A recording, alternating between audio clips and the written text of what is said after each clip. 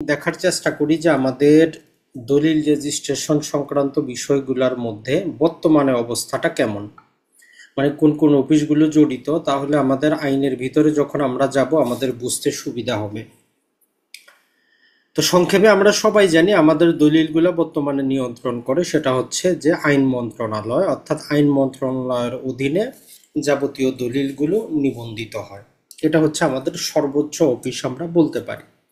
এখন আইন মন্ত্রণালয়ের বিভিন্ন শাখা উপশাখা আছে, এর মধ্যে হচ্ছে আমাদের নিবন্ধন অধিদপ্তর। তারা মূলত সরাসরি কন্ট্রোল করে দলিল নিবন্ধনের যাবতীয় কিছু। এই নিবন্ধন অধিদপ্তরের যে প্রধান কর্মকর্তা ইন্সপেক্টর জেনারেল অফ রেজিস্ট্রেশন, সংক্ষেপে আমরা তাকে বলতেছি যে IGR। তাহলে ইনি হচ্ছেন আমাদের নিবন্ধন অধিদপ্তরের প্রধান কর্মকর্তা। তাকে সহযোগিতা করার জন্য এডিশনাল আরো অনেকেই থাকেন। এখন সারা বাংলাদেশে আমাদের বর্তমানে 8টা বিভাগ আছে। তো ইনি কি করেন, ওনার কাজের চাপটা কমানোর জন্য সারা বাংলাদেশের প্রতিটা বিভাগে একজন করে ডিআইজিআর নিযুক্ত করে রাখছেন। মানে টোটাল বাংলাদেশটার মধ্যে 8টা বিভাগে আবার পৃথক 8জন ব্যক্তি দায়িত্বে আছে। তাহলে প্রথমে দায়িত্ব হচ্ছে আইন মন্ত্রণালয়, তার অধীনস্থ হচ্ছে আমাদের নিবন্ধন অধিদপ্তর। তো সেইখানের প্রধান হচ্ছেন IGR। উনি যতটা বিভাগ আছে প্রতিটা বিভাগের জন্য পৃথক 8জন ব্যক্তি নিযুক্ত করে রাখছেন। মানে যেমন ধরেন যে আমার রাজশাহী বিভাগে যদি কোনো দলিল সংক্রান্ত বিষয় ঘটে, তাহলে রাজশাহী বিভাগের যিনি দায়িত্ব আছেন উনি সেটা দেখবেন, রংপুর বিভাগ হইলে উনি দেখবেন, ঢাকা হইলে উনি দেখবেন, এইভাবে নিয়ন্ত্রণ করে। এরপরে হচ্ছে প্রতিটা জেলা শহরে একজন করে জেলা রেজিস্ট্রার আছেন, শুধুমাত্র আমাদের 3টে জেলা বাদ দিয়ে। কোনটা? ওই যে আমাদের পার্বত্য 3 জেলা আমরা বলি, খাগড়াছড়ি, বান্দরবন এবং হচ্ছে রাঙ্গামাটি। ওই 3 জেলার যেহেতু সেখানে সম্পত্তি রেজিস্ট্রেশন প্রক্রিয়াটা ভিন্ন, সেখানে এই ধারা প্রক্রিয়াটা নাই। আর প্রতিটা উপজেলায় কি আছে, আমাদের একজন করে সাব রেজিস্ট্রার আছেন। বর্তমানে এখন পর্যন্ত 497টা আমাদের সাব রেজিস্ট্রি অফিস আছে যার অধীনে দলিল নিবন্ধিত হয়। তাহলে এইটা জানলাম আমরা এক শব্দে বাংলাদেশের নিবন্ধন ব্যবস্থাটা কেমন। তাইলে সর্বনিম্ন স্তরে পাচ্ছি একজন সাব রেজিস্ট্রার, তার উপরে পাচ্ছি জেলা শহরে জেলা রেজিস্ট্রার, বিভাগীয় শহরে পাচ্ছি আমরা DIGR, আর কেন্দ্রীয় পর্যায়ে পাচ্ছি আমরা IGR। আর আমাদের সর্বোচ্চ দায়িত্বে আছে নিবন্ধন অধিদপ্তর, তার মধ্যে হচ্ছে আইন মন্ত্রণালয়। এটা এই জন্যই আমরা বলি, কারণ অনেক ক্ষেত্রে দেখবেন যে দলিল নিয়ে নানা প্রকার ঝামেলা হয়, তো তখন আপনি কার কাছে যাইতে পারবেন। তো এই হচ্ছে তাদের প্রক্রিয়া। এখন আসে আমরা একটা সাব রেজিস্ট্রেশন অফিসে সরকারিভাবে আসলে কারা কারা থাকেন, না হলে আমরা সেখানে গিয়ে টাউট বাটফারের মুখোমুখি হব। আমরা তাদেরকে সরকারি কর্মকর্তা মনে করে সময় এবং শ্রম দুটাই কিন্তু কি করব, নষ্ট করব। তো প্রতিটা সাব রেজিস্ট্রেশন অফিসে একজন সাব রেজিস্ট্রার থাকেন, একজন থাকেন অফিস সহকারী, আর স্থায়ী মোহরার বলতে আপনি বলতে পারেন যে আসলে নকল নবিশ বলতে পারেন, কারণ নকল নবিশটা কিন্তু সরকারি কর্মকর্তা বা কর্মচারী না। তো স্থায়ীভাবে সরকারি কিছু কয়েকজন প্রতিটা সাব রেজিস্ট্রেশন অফিসে 2জন 3জন করে সরকারি নকল নবিশ রেখেছে, যাদেরকে আমরা স্থায়ী মোহরার বলি। এটা ছাড়া অফিস সহায়ক থাকেন, পিয়ন থাকেন, আর পরিচ্ছন্ন কর্মী। এই হচ্ছে প্রতিটা সাব রেজিস্ট্রেশন অফিসের সরকারি কর্মকর্তা এবং কর্মচারীর জায়গা। এখন যারা দলিল লেখক আছেন, নর্মালি ইনারা কোনো সরকারি কর্মকর্তাও না, কর্মচারীও না, ইনারা জাস্ট দলিল রেজিস্ট্রেশনে হেল্প করেন। তো এইটার জন্য তাদের কিছু বিধিমালা আছে, নীতিমালা আছে, যে এই এর অধীনে হইলে আপনি দলিল লেখক লাইসেন্স পাবেন, দলিল লিখতে পারবেন, সাব রেজিস্ট্রারের কাছে উপস্থাপন করতে পারবেন। আর নিবন্ধিত দলিলগুলোকে বালামে লেখার জন্য শুধুমাত্র আমরা জানি সরকারিভাবে একজন বা 2জন আছেন নকল নবিশ, কিন্তু এত দলিল তো আর বালামে করা সম্ভব না। তো এই জন্য চুক্তিভিত্তিক নিয়োগ দেওয়া হয় এই যে নকল নবিশ। প্রতিটা সাব রেজিস্ট্রেশন অফিসে যে অনেকজন বসে লিখতেছে, এরা সবাই যতটা দলিল লিখবে সেই অনুপাতে আনুপাতিক হারে, যেমন আমরা NNFI গুলা দলিলে দেই নকল নবিশদের জন্য, সেটা 2018 সালে যুক্ত করা হয়েছে। NNFI 36 টাকা করে প্রতি পাতা, ওই অনুযায়ী নকল নবিশটা পান। এদের কোনো সরকারি আর অন্য কোনো বেতন ভাতা নানা প্রকার কিছু আসে না। তো এই জন্য এরা বহুদিন ধরে আন্দোলন করতেছে যে এদের পদটাও যাতে কি করা হয়, নকল নবিশের পদও যাতে সরকারি করা হয়। এই হচ্ছে আমাদের বাস্তব অবস্থাটা। এখন আমরা একটু দেখার চেষ্টা করি যে আমাদের দলিল নিবন্ধনের সাথে কোন কোন আইনগুলো জড়িত, কি কি বালাম আছে, তাহলে আইনের ভিতরে গেলে আরো সহজ হবে। দলিল নিবন্ধন রিলেটেড আমরা পাবো রেজিস্ট্রেশন আইন 1908 এবং সর্বশেষ এই আইনটা কিভাবে প্রয়োগ হবে যাবতীয় খুঁটিনাটি সহ আমরা জানি যে একটা বিধিমালা থাকে। সর্বশেষ 2014 সালে আমাদের একটা বিধিমালা জারি করা হয়েছে। আর যেহেতু একটা দলিল নিবন্ধন করতে আরো অনেক কিছুর প্রয়োজন পড়ে, এই জন্য 2014 সালে একটা ম্যানুয়ালও কিন্তু জারি করা আছে। Just 1 minute.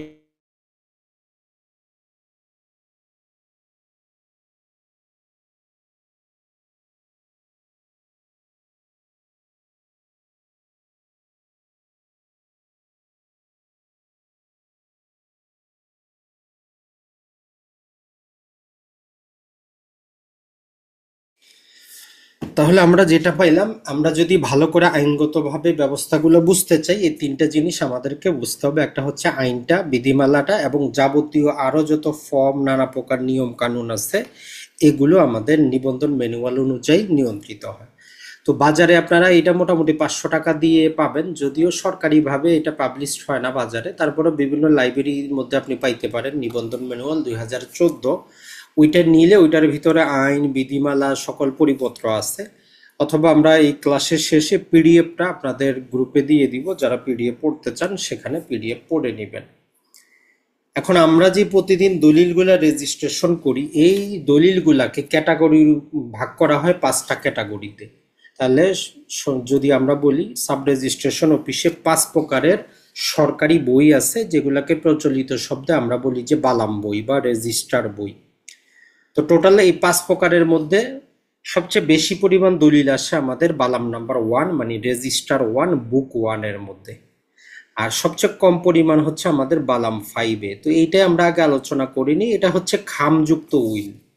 নর্মালি খুব রেয়ার ক্ষেত্রে বর্তমানে হয়, যেমন ধরেন যে আপনি মারা যাওয়ার পরে আপনার সম্পত্তি কিভাবে বন্টিত হবে, আপনি কাগজের মধ্যে লিখে ওইটাকে একদম ভালো করে খাম দিয়ে আবদ্ধ করে খামের উপরে আপনার নাম, এবং আপনি মারা গেলে কে ওই যে দলিলটা নিয়ে আসবে তার নাম ঠিকানা সহ আপনি জমা করতে পারেন। তো এইটা বালাম 5-এর মধ্যে সিরিয়ালি জাস্ট সিরিয়াল নাম্বারটা লিখে রাখা হয়। তাহলে 5 নাম্বারটা নর্মালি কোনো কাজ নাই, তো এটা জাস্ট হচ্ছে খামযুক্ত উইল। আর 3 নাম্বারটা হচ্ছে যখন আপনি কোনো উইল বা ওসিয়তনামা আপনি করবেন, খোলা উইল, যেগুলো আপনি চান যে নিবন্ধন করে যাবেন, তাহলে এটা 3 নাম্বার বইয়ের মধ্যে রেজিস্ট্রেশন করা হয়। এটাই হচ্ছে নিয়ম। এখন বাকি হচ্ছে আমাদের আর দুইটা। একটা হচ্ছে যে যদি আপনি কোনো দলিল যদি উপস্থাপন করতে, দলিল সাব রেজিস্ট্রেশন অফিসে দিলেন, সাব রেজিস্ট্রার নানা কারণে দলিলটা রেজিস্ট্রেশন করবে না, সে অস্বীকার করলো। এই যে সে অস্বীকার করবে, অস্বীকারের কারণটা তাকে লিখতে হয়। মাঝে মধ্যে আপনার দলিলটা সে কি করবে, আটক করে রাখবে। তো কেন সে আটক করলো, কি কারণ, কেন নিবন্ধন করবে না, এর যাবতীয় নিয়ম কানুন লেখার জন্য একটা রেজিস্টার আছে, যেটাকে আমরা 2 নম্বর রেজিস্টার বলি। আর এর বাইরে নানা প্রকার মুভেবল প্রপার্টি, যেমন শেয়ার সার্টিফিকেট, নানা প্রকার যে কোনো প্রকারের দলিল আপনি রেজিস্ট্রেশন করতে পারেন, যেগুলো অপশনাল। যেমন মুভেবল প্রপার্টি, আপনি গাড়ি কিনছেন, আপনি গাড়ি যেই কোনো একটা মোটরসাইকেল কিনছেন, বাস কিনছেন, আপনার মন চাইছে চুক্তিপত্রটা রেজিস্ট্রেশন করবেন, আপনি করতে পারেন। তো এইটাতে একটা বই রাখা হয়, 4 নাম্বার বই। তাহলে বাস্তব অর্থে আমরা প্রতিদিন যে বালামটার কাজে লাগে সেটা হচ্ছে 1 নাম্বারটা, যেখানে আমাদের ওসিয়তনামা এবং উইল ছাড়া যাবতীয় স্থাবর সম্পত্তির দলিল রেজিস্ট্রেশন করা হয় প্রতিদিন। সাব রেজিস্ট্রেশন অফিসে যত দলিল সাবমিট হয় তার 98 ভাগ দলিলই যায় আমাদের 1 নাম্বার বইয়ে। তো এই জন্য বাকিগুলো যদি আপনি নাও জানেন আপনার কোনো সমস্যা নেই, 1 নাম্বার বইটা জানলেই হবে। যেমন আপনি বলেন যে ভাই আমি দলিল তল্লাশি দিব, তো আপনাকে যদি ফর্মটা দেয় ওইখানে আপনাকে লিখতে হয় যে কত নাম্বার বালাম আপনি তল্লাশি দিবেন, তাহলে 1 নাম্বার বালাম আমি তল্লাশি দিব। এখন এই 1 নাম্বার বালামে কি করতে পারবে, সবাই তল্লাশি দিতে পারবে, যে কোনো ব্যক্তি তার সার্টিফাইড কপি উঠাইতে পারবে, কোনো আইনগত বাধা নেই। পাবলিক ডকুমেন্ট, আপনার জমির দলিল আমি উঠাইতে পারবো, আমারটা আপনি উঠাইতে পারবেন। কিন্তু এই যে 5 নাম্বার ছিল, এটা সবাই পারবে না। এটা শুধু ওই যে যিনি উইলটা করেছেন অথবা মারা যাওয়ার পর যিনি দাবি করবেন উনি। এটা ছাড়া এই ওসিয়তের ক্ষেত্রেও যিনি ওসিয়তটা করেছেন অথবা যারা ওসিয়ত দাবি করতেছেন শুধু তারাই পাবে, তারাই দেখতে পারবে। আর এই অস্বীকারের ক্ষেত্রেও যারা ওইটার মধ্যে ডিসপিউটের মধ্যে আছে তারাই দেখতে পারবে, বাকিরা দেখতে পারবে না। তাহলে মূল কথা হচ্ছে শুধু 1 নম্বর বালাম সবার জন্য উন্মুক্ত, যে কেউ আবেদন করতে পারে, যে কেউ দেখতে পারে, যে কেউ সার্টিফাইড কপি পাইতে পারে সরকার নির্ধারিত ফি দিয়ে।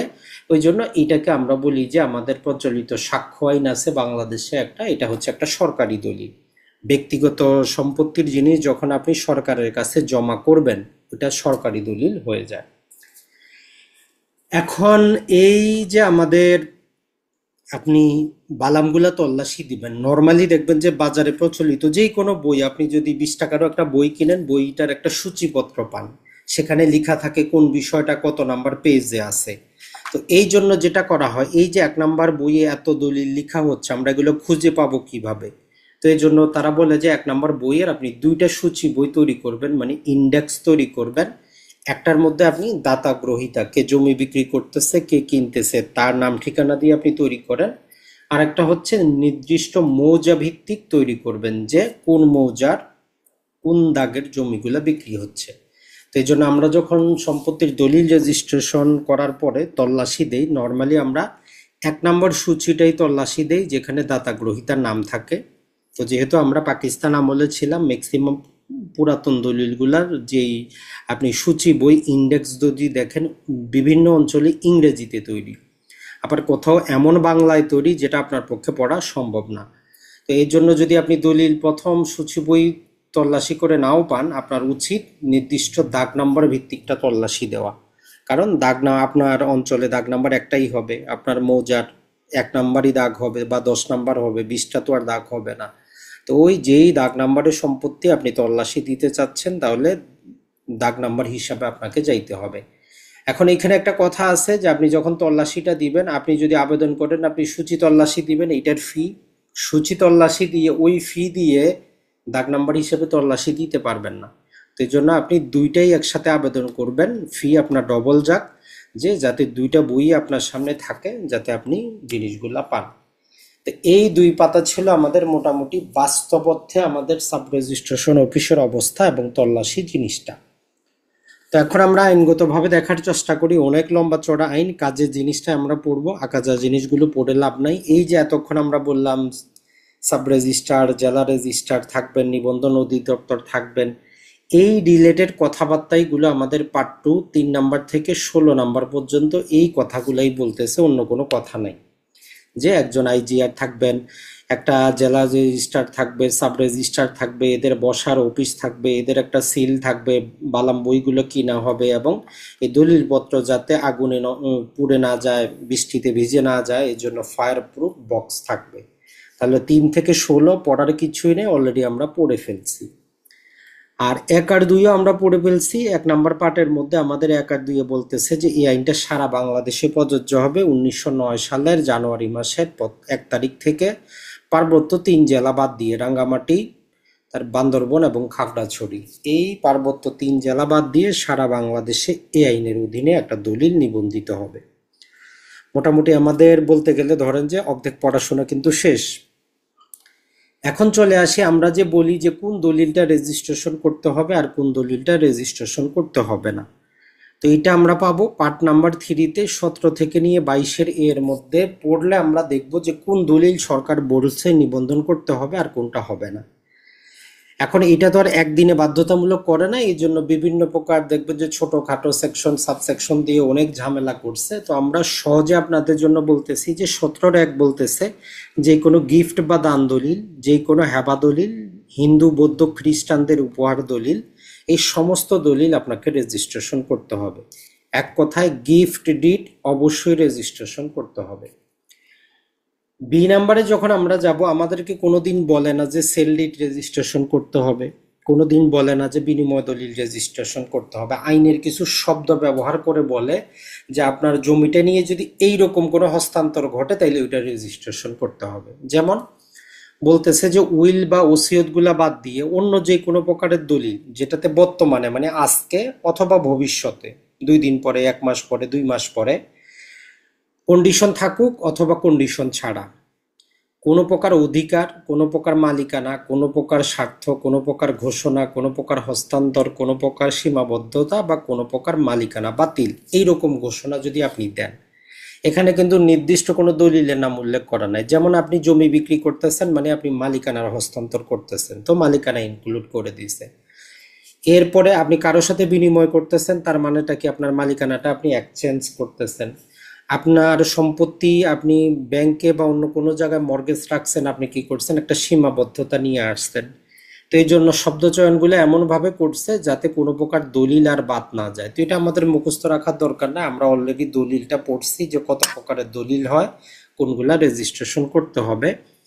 ওভারঅল হিসাব করলে আমরা 27 প্রকারের মোটামুটি দলিল পাবো, তবে সংখ্যা নির্দিষ্ট না, সংখ্যা আরো 10 বছর 20 বছর পরে নতুন কোনো দলিল আসতে পারে। তো এগুলো যদি এইগুলার ভিতরে পড়ে, যে যার মাধ্যমে আপনি কিছু ঘোষণা করবেন, যার মাধ্যমে আপনি কোনো কিছু ত্যাগ করবেন, যার মাধ্যমে অধিকার আপনার আসবে, যদি সেটা জায়গা জমি রিলেটেড হয় তাহলে অবশ্যই নিবন্ধন করতে হবে।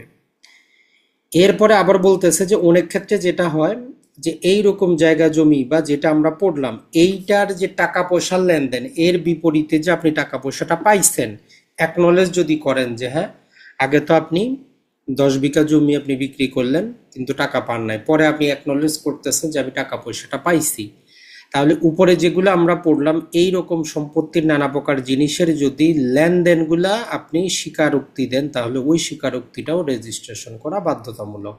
তো নর্মালি এটা আমাদের বুঝে আসবে না, অতটা দরকার নাই, জাস্ট এক শব্দে মনে রাখবেন যত প্রকার আমরা দলিল পড়ছি মোটামুটি 10-11 প্রকার, ওই দলিলগুলা নিবন্ধন করতে হবে। তো এরপরে সরকার নিয়ে আসে বলতেছে যে মর্গেজকৃত যত প্রকার দলিল আছে, আমরা সম্পত্তি হস্তান্তর আইনে 6 প্রকারের দলিলের কথা পড়ছি, সবগুলা রেজিস্ট্রেশন করতে হবে। পূর্বে রেজিস্ট্রেশন সবগুলার বাধ্যতামূলক ছিল না। এরপরে বলতেছে যে আপনার কোনো জমি যদি আপনি 1 বছরের বেশি লিজ দেন, গত ক্লাসে আমরা আলোচনা করেছি যে 1 বছরের বেশি লিজ দিলে বাধ্যতামূলক রেজিস্ট্রেশন, অথবা কত বছর তো নির্দিষ্ট করেন নাই কিন্তু বছর বছর এত টাকা আপনি ভাড়া পাবেন, এইটা যদি আপনি ফিক্স করেন তাহলে বাধ্যতামূলক রেজিস্ট্রেশন করতে হবে। এটা ছাড়া আদালতের যে কোনো ডিক্রি, আদেশ অথবা রোয়েদাদ যার মাধ্যমে কি হবে কোনো প্রকার স্থাবর সম্পত্তির মালিকানা বা কোনো প্রকার স্থাবর সম্পত্তি মালিকানা অর্জিত হবে, হস্তান্তরিত হবে, খণ্ডিত হবে, তাইলে নিবন্ধন করতে হবে। আর উত্তরাধিকারী সূত্রে আমরা যে সম্পত্তিগুলা পাবো এইগুলা অবশ্যই রেজিস্ট্রেশন করতে হবে। আর যদি আমরা কি করি কৃষি সম্পত্তির অগ্রক্রয় করি রাষ্ট্রীয় প্রজাস্বত্ব আইনের অধীনে, তাইলে ওই অগ্রক্রয়ের দলিল আদালতের আদেশটা নিবন্ধন করতে হবে। তবে এক্ষেত্রে বলতেছে যে সরকার যদি চায় 5 বছরের বেশি নয়, মানে 5 বছর পর্যন্ত লিজ এবং যার ভাড়া 50 টাকার বেশি না, এইরকম দলিলগুলা নিবন্ধন থেকে এক্সক্লুড করতে পারে, যে এগুলো দরকার নাই। তাহলে আমরা দেখলাম মোটামুটি এই প্রকারের দলিল যদি আসে নিবন্ধন আইনে 17 ধারা বলতেছে এগুলো নিবন্ধন করতে হবে। এর পরবর্তীতে সরকার 2005 সালে যুক্ত করছে 17 বায়না দলিল রিলেটেড। পূর্বে বায়না দলিল রেজিস্ট্রেশন করতে লাগতো না। তো 2005 সালে তারা জুলাই থেকে কার্যকর করছে যে বায়না দলিল লিখিত হবে, দাতা গ্রহীতা মানে উভয় পক্ষ দলিলে স্বাক্ষর করতে হবে এবং দলিলটা অবশ্যই নিবন্ধন করতে হবে। তাহলে বায়না দলিল লিখিত হবে, নিবন্ধিত হবে, আর দাতা গ্রহীতা দুইজনই ওই দলিলে স্বাক্ষর করতে হবে। এরপরে যদি দেখি আমরা বলতেছে যে আমরা যখন সম্পাদন করব সম্পাদনের 30 দিনের মধ্যে আমরা এটা নিবন্ধনের জন্য দাখিল করতে হবে। আর 18 ধারাতে আমাদেরকে এই ক্ষমতাটা দেয় যে আমরা যে দলিলগুলো পড়লাম এর বাইরে যত প্রকার দলিল আছে আপনি চাইলে 18 ধারার অধীনে নির্ধারিত ফি দিয়ে আপনি নিবন্ধন করতে পারেন, তাতে কোনো সমস্যা নেই। তাহলে আমাদের এই আইনে শুধু বলছে কোন দলিলগুলো নিবন্ধন করতে হবে, আর বলতেছে যে এর বাইরে অন্য যে দলিল আপনার মন চাইলে আপনি রেজিস্ট্রেশন করেন, তাতে কোনো সমস্যা নেই। এরপরে কাজের হচ্ছে আমাদের 21। পূর্বে যেটা হয়তো আপনার পুরাতন দলিল যদি পড়েন দেখবেন যে পুরাতন দলিল পড়ে সম্পত্তি সম্পর্কে অতটা কিন্তু জানা যায় না, নানা প্রকার ভেজাল হয়। তো এই জন্য এক কথায় বলতেছে যে সম্পত্তির দলিলে একদম সুস্পষ্ট বর্ণনা দিবেন যাতে ওইটা পড়ে আমি বাস্তবে বুঝতে পারি যে জমিটা কোন দিকের, কোন জেলার, কোন থানার, কোন মৌজার, উত্তরে না দক্ষিণে, আপনার বাড়ির সাথে না কোন জায়গায়, মানে ওই দলিলটা দেখেই যাতে বোঝা যায়, মানে আমরা যাতে স্পষ্টভাবে জেলার নাম, থানার নাম, মৌজার নাম এগুলা দেই, পাশাপাশি বাস্তব জমির উত্তরে কে আছে, দক্ষিণে কে আছে, রাস্তা আছে কিনা, একদম যাবতীয় কিছু দিব যাতে ওই দলিলটা দেখলেই ব্যক্তি বুঝতে পারে যে এটা কোন জমিটা, যাতে পরবর্তীতে বিরোধটা না হয়। এটাই জাস্ট 21 ধারা বলতেছে। আর 22-এ যেটা বলতেছে যে 21 ধারার এটা আমরা করতে গিয়ে আমরা কি করতে পারি যে সরকার এটা বাধ্যতামূলক করে দিতে পারে, ওই যে আমাদের জরিপগুলো হয় সিএস জরিপ, এসএ জরিপ, আরএস জরিপ, এই জরিপ খতিয়ান নাম্বার, তার দাগ নাম্বার, তার মৌজা নাম্বার সবকিছু দেওয়া বাধ্যতামূলক। আর 22-এর পরবর্তীতে সরকার যুক্ত করে দিয়ে বলতেছে যে প্রতিটা দলিলের মধ্যে কেন ওই সম্পত্তিটা ট্রান্সফার করা হচ্ছে, কি উদ্দেশ্যে, আপনি কি বিক্রি করতেছেন, হেবা করতেছেন, বিনিময় করতেছেন, আপনার উদ্দেশ্যটা সুস্পষ্টভাবে লিখতে হবে যে আমি টাকা পয়সার জন্য বিক্রি করতেছি বা আমি খুশি হয়ে হেবা করতেছি, এগুলো একদম ক্লিয়ার করে লিখতে হবে।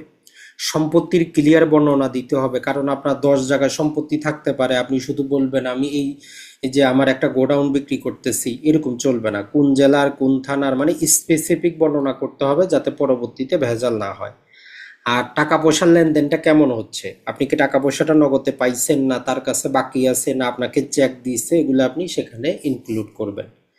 মূল কথাটা হচ্ছে এগুলো এই জন্যই আনা হয়েছে যাতে একটা দলিল দেখলে আমরা সম্পত্তি চিনি, বুঝতে পারি কোন ব্যক্তি বিক্রি করতেছে, কোন সম্পত্তি বিক্রি করতেছে, কি উদ্দেশ্যে বিক্রি করতেছে, আর এই বিক্রির পিছনে বা অন্যান্য ট্রানজ্যাকশনের পিছনে লেনদেনটা কিভাবে হচ্ছে, নগদে হচ্ছে, বাকিতে হচ্ছে, না চেকের মাধ্যমে হচ্ছে।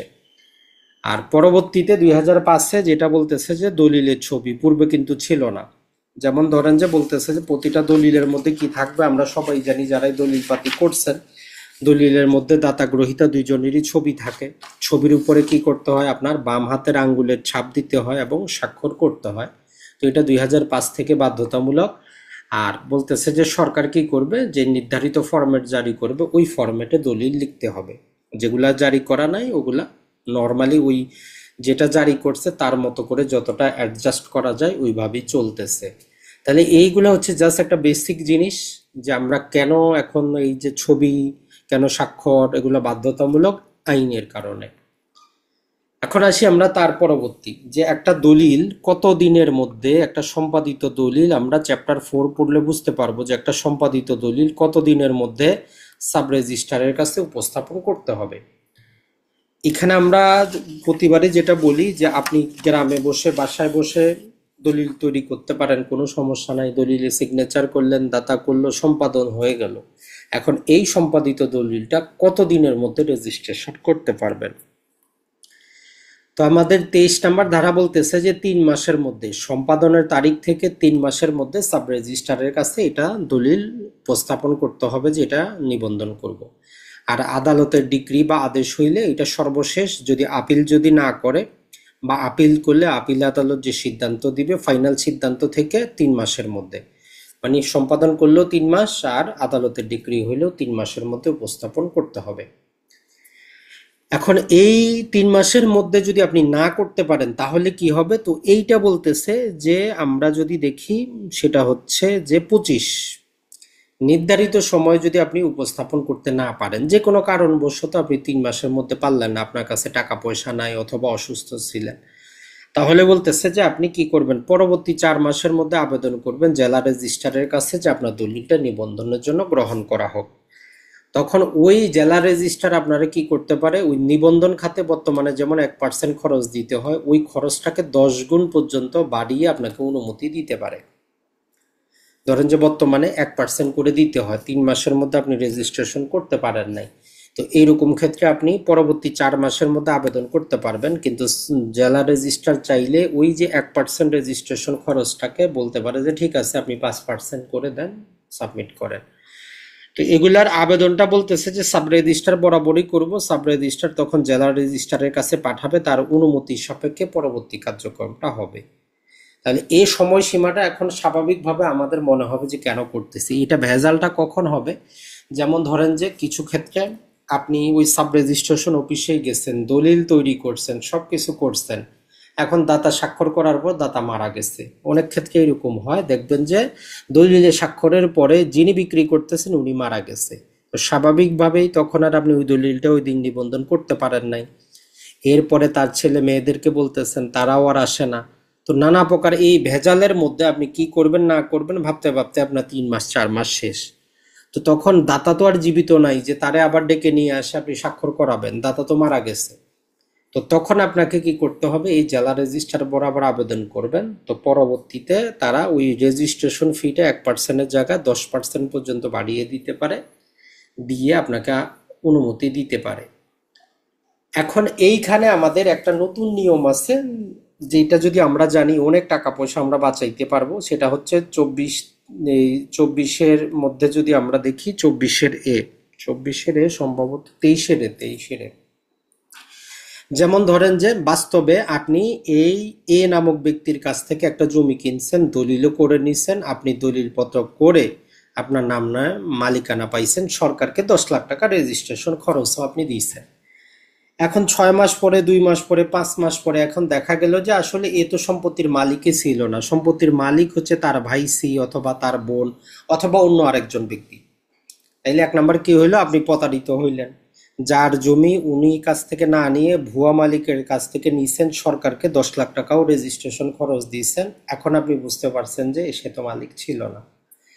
এখন যাই হোক, যে কোনো ভাবেই হোক, আপনি সি এর সাথে এগ্রিমেন্ট করলেন, সি রাজি হইল যে আচ্ছা ঠিক আছে, আপনাদের মধ্যে সেটেলমেন্ট হয়ে গেছে, যেটাই হোক, কম টাকা হোক বেশি টাকা হোক, যাই দিয়ে যে উনি আপনাদের দলিলটা করে দিবে। এখন আজকে আবার দলিল করতে গেলে আপনারা আবার 10 লাখ টাকা খরচ তো দিতেই হবে। তো এইটা আপনাকে সুবিধা দেওয়ার জন্য বলতেছে যে আপনি তখন কি করতে পারবেন, এই দলিলটা যেটা পূর্বে রেজিস্ট্রেশন করেছেন এটাকে রি রেজিস্ট্রেশনের জন্য উপস্থাপন করতে পারবেন। তাইলে আমরা একটা যদি দলিল, যদি যেই ব্যক্তি ক্ষমতাপ্রাপ্ত না সেই ব্যক্তি কর্তৃক যদি একটা দলিল নিবন্ধিত হয়ে যায়, পরবর্তীতে যদি আমরা জানতে পারি যে আসলে যেই ব্যক্তি দাতা, উনি দাতা হওয়ার যোগ্য না বা উনি হস্তান্তরের যোগ্য না, কিন্তু সরকারের যে ফি দিছি সরকার তো আর ফিটা ফেরত দেবে না, তো এই জন্য এই সেকশন রাখা হয়েছে। এই ব্যক্তি যদি রাজি হয় তাহলে আপনার আর নতুন করে দলিল করতে হবে না, নতুন করে 10 লাখ টাকা ফি দিতে হবে না। আপনি তখন শুধুমাত্র 1% রেজিস্ট্রেশন খরচ দিবেন, বাকি যে খরচ ছিল ওগুলো লাগবে না। যেমন আজকের বাজারে একটা দলিল করতে গেলে মোটামুটি 10%-এর খরচ পড়ে। এখন ওই রকম যদি আপনি বাস্তব অবস্থার মধ্যে পড়েন, তাহলে আপনি শুধু ওই রেজিস্ট্রেশন খাতের 1% খরচ দিয়ে পূর্বের দলিলটা আপনি সহ নতুন দলিল সাবমিট করলে সাব রেজিস্ট্রার কি করবেন, রি রেজিস্ট্রেশন করবেন দলিল। এমনভাবে রি রেজিস্ট্রেশন করবেন যেমন পূর্বে কোনো দলিল রেজিস্ট্রেশন হয় নাই, এটাই নতুন দলিল। তবে কার্যকারিতা হবে, মালিকানা আপনি পাবেন প্রথম দলিল যেদিন থেকে করছেন সেদিন থেকে। তাহলে এইটা আপনার কাজে আসবে কখন, যদি বাস্তবে কোনোদিন আপনি এই রকম কি পড়েন, ফান্দে পড়েন, যে যার কাছ থেকে জমি নেওয়ার কথা তার কাছ থেকে না নিয়ে আরেকজনের কাছ থেকে নিয়ে নিছেন। তো যদি সেটেলমেন্ট হয় তাহলে সরকারের যে রেজিস্ট্রেশন খরচ এটা থেকে আপনি পার পেতে পারেন। আরেকটা নিয়ম, যেটা যদিও বর্তমানে আমাদের দেশে নাই, পূর্বে যেমন ছিল যে যেমন ধরেন আপনারা 3 ভাই একটা বাবার সম্পত্তির মালিক, 3 ভাইয়ে বিক্রি করবেন, কিন্তু কথা হচ্ছে 3 ভাই আজকে বাসায় নাই, যে কোনো একজন আছেন, এ বি সি, এরা 3জনই একটা সম্পত্তি বিক্রি করবে। ধরলাম যে 100 শতক ডি নামক ব্যক্তি সেটা ক্রয় করবে। এখন একটা দলিল আমরা 3জনের নামে তৈরি করলাম, এখন উপস্থিত আছে শুধু এ, তো আইন বলতেছে এ দলিলে সম্পাদন করে এটা রেজিস্ট্রেশনের জন্য উপস্থাপন করতে পারবে, কোনো সমস্যা নেই। এখন বি আর সি এর কি হবে, বলতেছে এই বি আর সি পরবর্তী 4 মাসের মধ্যে এসে সাব রেজিস্ট্রারের কাছে 24 ধারার অধীনে আবেদন করতে পারবে যে আমরাও সম্পাদন স্বীকার করি, মানে ওই দলিলে স্বাক্ষর করতে পারবে। এইটা সময়সীমা হচ্ছে 4 মাস, 4 মাসের মধ্যে কাজটা করতে পারবে। তো এটা একটা অপশন দেওয়া আছে। এরপরে আমরা যদি চলে আসি, সেটা হচ্ছে দেশের বাইরে, যেমন আমরা বলি বিদেশ থেকে পাওয়ার অফ অ্যাটর্নি, তো বিদেশ থেকে সম্পাদিত যে কোনো দলিল বাংলাদেশে আসলে 4 মাসের মধ্যে এটা সাব রেজিস্ট্রারের কাছে উপস্থাপন করতে হবে।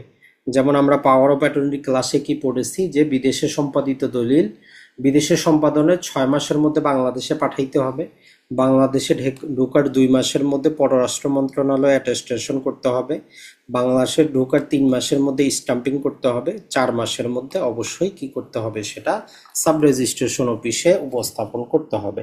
এটা হচ্ছে দেশের বাইরে থেকে যে কোনো প্রকারের দলিল সংক্রান্ত সময়সীমা। আর যদি উইল দলিল হয়, বলতেছে যে উইল দলিল যেহেতু আমাদের অপশনাল, এটার কোনো সময়সীমা নাই, আপনি যখন খুশি তখন করেন। যেমন আজকে উইল লিখছেন, মন চাইলে 20 বছর পরে আপনি উপস্থাপন করেন, কোনো ঝামেলা হবে না। এরপরের পার্ট হচ্ছে পার্ট নাম্বার 5, যে একটা দলিল কোথায় নিবন্ধন করব, মানে জায়গাটা কোথায় হবে, অফিসটা কোথায় হবে। জেনারেল নিয়ম হচ্ছে সাব রেজিস্ট্রেশন অফিস থাকবে, ওইখানে গিয়ে আমরা দলিলটা সাবমিট করব জায়গাটা। তো 28 থেকে নিয়ে আমাদের 31 বলে যে যে দলিলগুলা আমরা 17A থেকে ই পর্যন্ত দেখেছি, মানে যেগুলা নিবন্ধন বাধ্যতামূলক আমরা দেখলাম, ওই যে আদালতের অগ্রকয় সেগুলা বাদ দিয়ে, এবং যেগুলো অপশনাল, এগুলা হলো সম্পত্তিটার সম্পূর্ণ অংশ। টোটাল সম্পত্তিটা যেই জায়গায় অবস্থিত, যে সাব রেজিস্ট্রেশন অফিসে অবস্থিত, ওইখানে করব।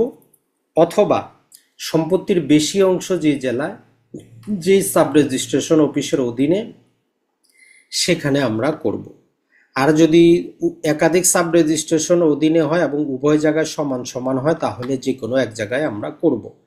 তো এইটা কেন রাখা হয়েছে, যে 1984 সালে এক প্রকারে চেঞ্জ করা হয়েছে। পূর্বে যে নিয়মটা ছিল সেটা, ধরেন যে আপনার ঢাকার মধ্যে আপনার 5 শতক জমি আছে আর রংপুরে আপনার 10 শতক জমি আছে। এখন আপনি দুইটাই আমার কাছে বিক্রি করবেন, আপনি চাইলে ওই ঢাকায় গিয়ে এই ঢাকার 10 আর রংপুরের 5 সহ ঢাকায় দলিলটা করতে পারতেন। কিন্তু 1984 সালে আইন করে দিয়ে বলতেছে যে না, আপনি দলিলটা একই দলিলে একাধিক জেলা উপজেলার রেজিস্ট্রেশন তো করতে পারবেন, কিন্তু নিয়ম হচ্ছে যেইখানে জমির পরিমাণ বেশি। তাইলে আমি যদি দুইটা এক দলিলে করতে চাই, তাইলে আমাকে অবশ্যই রংপুরে আসতে হবে, মানে যেইখানে জমির পরিমাণ বেশি সম্পত্তির দলিলটা ওইখানে করতে হবে। আর জেনারেল নিয়ম যে আপনি শুধু ঢাকার জমি বিক্রি করবেন, তাইলে আপনার জমিটা যেই সাব রেজিস্ট্রেশন অফিসের অধীনে পড়ে ওইখানে যাবেন। যদি একাধিক জেলা উপজেলার থাকে, তাহলে বেশি পরিমাণ জমি যেই সাব রেজিস্ট্রেশনের অধীনে সেখানে যাবেন। আর যদি উভয় জায়গায় সমান হয়, যেমন ধরেন যে ঢাকার মধ্যেও 5 শতক, রংপুরেও 5 শতক, এখন বলতেছে যে আপনার খুশি, আপনি চাইলে ঢাকায় করে দেন, চাইলে রংপুরে আসেন, কোনো সমস্যা নেই। তো এটা হচ্ছে আমাদের 28। তবে 28-এর মধ্যে এই নিয়ম রিলেটেড নানা প্রকার নিয়ম আপনি পাবেন। বিশেষ দিয়ে বলতেছে যে একটা দলিল যদি একবার নিবন্ধিত হয়ে যায়, তাহলে পরবর্তীতে আর আপত্তি করতে পারবেন না যে ওই যে ভিন্ন জেলা যে জমিটা ছিল ওইটা অস্তিত্ব নাই, ওইটা কাল্পনিক, ওইটা ছোট, মানে এইরকম কোনো প্রকার আপত্তি করা যাবে না। কারণ সরকার তো সরকারের রেজিস্ট্রেশন খরচ পাইছে। এখন রংপুরে 2 শতক হইলো না ঢাকায় 2 শতক হইলো, এটা তো দেখার আর কোনো কাজ নাই। তো এই জন্য স্পেশাল কন্ডিশন দিয়ে বলতেছে, নিবন্ধিত যদি একবার হয়ে যায়, তাইলে আর ওই নিবন্ধিত দলিল নিয়ে এই আপত্তি করবেন না যে ভিন্ন জেলা জমিটা নাই, জমিটা বড় বা জমিটা ছোট, এই সমস্ত কাল্পনিক জিনিস নিয়ে আর কোনো আপত্তি করা যাবে না। এখন বলতেছে যে দলিলে ওই যে অস্তিত্বহীন জমি আমরা উপস্থাপন করছি, বা মিথ্যা জমি উপস্থাপন করছি, বা অপর্যাপ্ত জমি যেটা উপস্থাপন করছি, যেটা আমার মালিকানা নাই, অযথা আমি দেখায় দিলাম যে আমার মালিকানায় আছে, বলতেছে যে তৃতীয় পক্ষ যার জমিটা উপস্থাপন করছি তার স্বার্থের কোনো ক্ষুণ্ণ হবে না। মানে এই দলিল দ্বারা ওই ব্যক্তির মালিকানাকে আমি চ্যালেঞ্জ করতে পারবো না। যদি কোনো দলিলে ভুলক্রমে হোক, মিথ্যা বিবরণে হোক, অন্যজনের সম্পত্তি আমরা দেখাই, পরবর্তীতে এই দলিলটা নিয়ে তার প্রশ্ন করা যাবে না, বাতিলও করা যাবে না। তবে একটা কন্ডিশন হচ্ছে, এই দলিল দিয়ে ওনার স্বার্থ আমরা ক্ষুণ্ণ করতে পারবো না, যেটা কাল্পনিক, যেটা, কারণ উনি তো আর ওই দলিলে ছিলেন না। এটা হচ্ছে আমাদের 28, যে সম্পত্তি কোথায় রেজিস্ট্রেশন করব। এখন এর বাইরে অন্য যে দলিল, যেমন আমাদের পাওয়ার অফ অ্যাটর্নি দলিল আছে, এই পাওয়ার অফ অ্যাটর্নি দলিল আমরা কোথায় রেজিস্ট্রেশন করব। তো এখানে বলতেছে যে যেখানে সম্পাদিত হয়েছে, মানে আপনি ঢাকায় আছেন, জমি হচ্ছে আপনার চট্টগ্রামে, আপনার চট্টগ্রামে যাওয়ার দরকার নাই। যদি আপনি পাওয়ার অফ অ্যাটর্নি দিতে চান, আপনি ঢাকার মধ্যেই যেইখানে বসবাস করেন, যেই সাব রেজিস্ট্রেশন অফিসের অধীনে, সেখানে গিয়ে আপনি করতে পারেন। অথবা সবাই যেখানে চায়, মানে যাকে আপনি ক্ষমতাটা দিচ্ছেন উনি যেখানে চায়, যেমন ধরেন যে আপনি চট্টগ্রামে যাবেন না, আপনি গাজীপুরে একজন ব্যক্তি আপনার আত্মীয় বসবাস করে, তাকে পাওয়ার দিবেন, উনি চট্টগ্রামে যাবে, তাইলে আপনি গাজীপুরে গিয়েও কি করতে পারেন, আপনি পাওয়ারটা দিতে পারেন। তাহলে মূল কথাটা হচ্ছে, 28 বাদ দিয়ে অন্য সম্পত্তিগুলোর ক্ষেত্রে আমরা কি করতে পারবো, যেখানে সম্পাদন করব বা আমরা যেখানে বসবাস করব, অথবা আমরা সবাই মিলে যেখানে যাব, ওইখানে রেজিস্ট্রেশনটা আমরা করতে পারবো। আর যদি আদালতের ডিক্রিগুলা কোথায় করব, বলতেছে যে যে আদালত ডিক্রি দিবে, কারণ আমরা নর্মালি কি জানি, মামলা, জমি যেখানে মামলা সেখানে করতে হয়, কিছু ব্যতিক্রম ছাড়া। তো এই জন্য বলতেছে যে যে জেলার ডিক্রি, আমরা সেই জেলায় কি করব, রেজিস্ট্রেশন করব। আর স্থাবর সম্পত্তি যদি না হয়, অন্য কোনো ব্যাপারে হয়, তাহলে সবাই যেখানে এগ্রি করব আমরা সেখানে রেজিস্ট্রেশনটা করতে পারবো, কোনো সমস্যা নাই। আর এই 31 নাম্বার একটা ক্ষমতা দেয় যে আমরা বাসায় এসে বা বাসা থেকে দলিল সংগ্রহ করে উইল সংগ্রহ করে নিবন্ধন করতে পারবে। মানে আপনার বাসার মধ্যে আপনি সাব রেজিস্ট্রারকে ডেকে নিয়ে আসতে পারবেন, যেমন আমরা কমিশনে নিয়ে আসি, অথবা আপনি বাসাতেই সম্পাদন করলেন, সাব রেজিস্ট্রেশন অফিস থেকে ব্যক্তি আসে বাসা থেকে আপনার দলিলটা সংগ্রহ করলো, উইলটা সংগ্রহ করলো, এরকমও হইতে পারে। তাহলে নর্মাল নিয়ম আমরা স্থানটা কোথায় পাইলাম? প্রতিটার জন্য সরকার নির্ধারিত একটা সাব রেজিস্ট্রেশন অফিসে থাকবে, ওই অফিসের অধীনে যে জমিগুলা ওইখানে রেজিস্ট্রেশন করতে হবে, আমরা সেখানে উপস্থিত হব গিয়ে। আর বাসায় যদি কোনো কারণবশত আমি উপস্থিত হইতে না পারি, কমিশন ইস্যুর মাধ্যমে আপনার বাসাটাও একটা সাব রেজিস্ট্রেশন অফিস হিসাবে ব্যবহার হইতে পারে। এখন চলে আসি আমরা ভিন্ন কনসেপ্টে, যে একটা দলিল রেজিস্ট্রেশন করার জন্য তাইলে পার্ট 6 বলতেছে যে কারা দলিলটা সাব রেজিস্ট্রারের কাছে উপস্থাপন করতে পারবে। নর্মালি আমাদের সবার ধারণা আমি জমি কিনি, আমি টাকা পয়সা দেই, আমি দলিল করি, আমি উপস্থাপন করব। তো আপনার ধারণাটা ঠিক, তবে 100% না। বলতেছে যে সম্পাদনকারী মানে বিক্রেতা, নর্মালি আইনের দায়িত্ব হচ্ছে বিক্রেতা। দেখবেন যে বাংলাদেশের দলিল লেখকরা স্টাম্পগুলোও ক্রয় করে বিক্রেতার নামে, ক্রেতার নামে ক্রয় করতে তারা চায় না। টাকা পয়সা আপনি দেন, কিন্তু স্টাম্পের পিছনে দেখবেন যে তাদের খাতায় সব জায়গায় লেখা থাকে যিনি বিক্রি করতেছেন তার নাম। এখানে বলতেছে যে সম্পাদনকারী অথবা দাবিকারী মানে ক্রেতা অথবা বিক্রেতা দুইজনের যে কোনো একজন উপস্থাপন করতে পারে, অথবা এদের যদি রিপ্রেজেন্টেটিভ থাকে, লিগ্যাল রিপ্রেজেন্টেটিভ থাকে তারা, অথবা যদি কোনো প্রকার তারা কি করে অ্যাসাইনি নিযুক্ত করে, অথবা এরা যদি কোনো এজেন্ট নিযুক্ত করে পাওয়ার অফ অ্যাটর্নি দিয়ে। আপনি যদি পাওয়ার অফ অ্যাটর্নি দিয়ে, যেমন আমরা পাওয়ার অফ অ্যাটর্নি আইনে প্রমাণীকরণ পাওয়ার অফ অ্যাটর্নি দেখেছি, আপনি সম্পাদন করে ক্ষমতা দিতে পারেন। তো এই 3 ধরনের ব্যক্তি একটা দলিলকে উপস্থাপন করতে পারে রেজিস্ট্রেশন করার জন্য। তো বর্তমানে আসলে প্রতারণা বেশি হওয়ার কারণে, না হলে পূর্বে যেটা হইতো, যেমন ধরেন যে আপনার কাউরে সম্পত্তি গিফট করা দরকার, আপনি কি করতেন, দলিল তৈরি করে এখানে স্বাক্ষর করে দিয়ে দিতেন, আর যাকে আপনি গিফট করতেছেন তার হাতে দলিলটা আপনি বুঝাই দিতেন। তো ওনার যখন মন চাইতো 1 মাস 2 মাস 3 মাস পরে উনি দলিলটা সাব রেজিস্ট্রারের কাছে রাখতো, সাব রেজিস্ট্রার নিবন্ধন করে নিতেন। এরকম পূর্বে মানুষের বিশ্বাস ছিল, এই জন্য কাজটা ঘটতো। তো বর্তমানে তো দেখবেন যে সাব রেজিস্ট্রেশন অফিসে যতক্ষণ পর্যন্ত তার হাতে টাকাটা না দিচ্ছেন সে দলিলের সিগনেচারটাই করতেছে না। তার মানে মানুষের অবিশ্বাসটা কিন্তু বেড়ে গেছে। তাহলে এই 32 থেকে আমরা যেটা জানলাম, একটা দলিলের দাতা, দলিলের গ্রহীতা, তাদের প্রতিনিধি, তাদের নিযুক্ত ব্যক্তি, অথবা তারা যদি পাওয়ার অফ অ্যাটর্নির মাধ্যমে কাউকে ক্ষমতা দেয়, উনি দলিলটা নিবন্ধনের জন্য সাব রেজিস্ট্রারের কাছে উপস্থাপন করতে পারবে। এখন এই 33 নাম্বারটা হচ্ছে শুধুমাত্র ওই যে পাওয়ার অফ অ্যাটর্নি প্রমাণীকরণ, পাওয়ার অফ অ্যাটর্নি রিলেটেড কথা। যেমন আমরা বললাম যে আমরা কি করতে পারি, পাওয়ার অফ অ্যাটর্নিটা সম্পাদন করতে পারি। ঢাকা থেকে আমি চট্টগ্রাম যাব না, ঢাকার সাব রেজিস্ট্রারের কাছে যখন আমি যাব যে পাওয়ার অফ অ্যাটর্নি করার জন্য, উনি কিভাবে কাজ করবেন, তো ওইটাই হচ্ছে 33। তো বলতেছে যে পাওয়ার অফ অ্যাটর্নিটির মাধ্যমে যে আমরা ক্ষমতাটা দিব এটা গ্রহণযোগ্য হবে আমাদেরকে। আমরা সাব রেজিস্ট্রারের কাছে যাব, গিয়ে সেখানে আমরা কি করব, যে আমি তাকে ক্ষমতাটা দিতে চাচ্ছি, পাওয়ার অফ অ্যাটর্নি তৈরি করতে চাচ্ছি, এটা স্বীকারোক্তি দিব। তবে সেখানেও যদি আপনি ঢাকায়ও যদি অসুস্থ থাকেন, আপনি পাওয়ার অফ অ্যাটর্নি দিবেন, কিন্তু আপনি অসুস্থ, আপনি জেলে বন্দি আছেন, যেমন রাজনৈতিক মামলায় বিভিন্ন জন জেলে বন্দি থাকে। অনেকেই প্রশ্ন করেন জেলে যারা বন্দি আছে তারা জমি বিক্রি করতে পারবে কিনা। তো কি করবে, তাদের জন্য আপনি কমিশন ইস্যু করাবেন, ওই জেলখানার মধ্যে সাব রেজিস্ট্রার অথবা তার প্রতিনিধি গিয়ে তার স্বীকারোক্তি নিয়ে দলিলটা করতে পারবে। অথবা আইনগতভাবে যারা ব্যক্তিগতভাবে সাব রেজিস্ট্রেশন অফিসে আসতে বাধ্য না, যেমন বিভিন্ন মন্ত্রী, এমপি, হাই র্যাঙ্কের সচিব আছে, লিস্ট আছে, এরা সাব রেজিস্ট্রারের কাছে আসতে বাধ্য না। তো এরা যদি জমি জমা বিক্রি করতে চায়, এরা কি করে, এরা কমিশনের আবেদন করে। তো সাব রেজিস্ট্রেশন অফিস থেকে একজন ব্যক্তি গিয়ে তাদের ওই সম্পাদনটা করে নিয়ে আসে। এখানে বলতেছে যে উপস্থিতি ছাড়াই পাওয়ার অফ অ্যাটর্নি গ্রহণ করতে পারবে। কি করবে, যদি ওনার ডাউট হয়, ধরেন যে একটা দলিল একজন ব্যক্তি কারাগারে আছে, আপনি সম্পাদন করে তার সিগনেচারটা নিয়ে আসলেন, সাব রেজিস্ট্রার যদি বলে আচ্ছা ঠিক আছে ওকে, যদি ওনার সন্দেহ হয় তাইলে উনি কি করতে পারবেন, নিজে যাইতে পারবেন তার বাসায় অথবা জেলে, অথবা কমিশন জারি করবেন যে তাই আসলে সে সিগনেচারটা করছে কিনা, এটা একটু যাচাই করে নিয়ে আসা যাক। তার যদি আইন একটা কথা বলতেছে, যেমন দেশের বাইরে বিদেশ থেকে যখন আমি পাওয়ার অফ অ্যাটর্নি দিব, তখন তো আর সাব রেজিস্ট্রারের পক্ষে সুযোগ নাই ওই বিদেশে গিয়ে যাচাই করা। তো এই জন্য বিদেশি পাওয়ার অফ অ্যাটর্নির ক্ষেত্রে বলতেছে যদি যথাযথ প্রক্রিয়া অনুসরণ করা হয়, ওই যে পররাষ্ট্র মন্ত্রণালয় অ্যাটেস্টেশন হইল, জেলা অফিসে স্টাম্পিং হইল, তো এরকম হইলে বলতেছে যে আপনার আর নেতাগিরি করার দরকার নাই, এটা যথাযথ আছে, আপনি এই দলিলকে আপনি কি করেন, গ্রহণ করে নেন।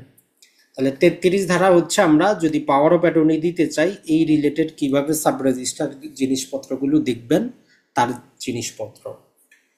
এখন 34 নাম্বার হচ্ছে যে যেমন বাস্তবে আমাদের মামলা আদালতে শুনানি চলে, চূড়ান্ত শুনানি পক্ষ বিপক্ষ, ওই 34 নাম্বারের মধ্যে একজন সাব রেজিস্ট্রার যখন একটা দলিল তার কাছে উপস্থাপন করা হয়, করা মাত্রই 34 আসে, তো সে তখন যাবতীয় কিছু দেখবে যে 3 মাসের মধ্যে উপস্থাপন করছে কিনা, দাতা সঠিক আছে কিনা, গ্রহীতা সঠিক আছে কিনা, মানে আনুষঙ্গিক ফি যত প্রকার একটা দলিল নিবন্ধন করতে যা কিছু লাগে সবকিছু ঠিক আছে কিনা, সম্পাদনকারী প্রতিনিধি এজেন্ট এর উপস্থিতির পরে টাইম টিম ঠিক আছে কিনা, মানে ওভারঅল কথা হচ্ছে ওই দলিলটা গ্রহণ করা যাবে কিনা, নিবন্ধন করা যাবে কিনা, কোনো বাধা আছে কিনা, না তার উপর জরিমানা আরোপ করতে হবে, সবকিছু উনি 34-এর অধীনে তার কার্যক্রম।